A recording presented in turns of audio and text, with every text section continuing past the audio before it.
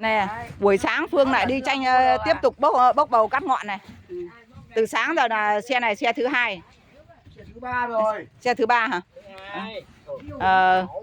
Chúc trưa lại bốc cây đi trồng cho bà con ở trong tỉnh nhà.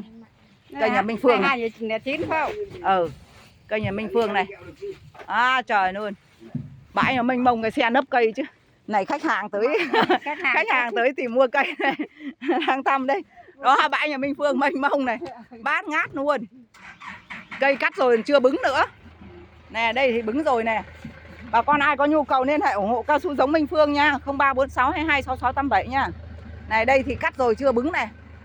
Đó cắt rồi chưa bứng đấy. Này là bầu hạt cắt ngọn nha bà con. Lúc nãy mắc đầy làm hỏng ống cống rồi.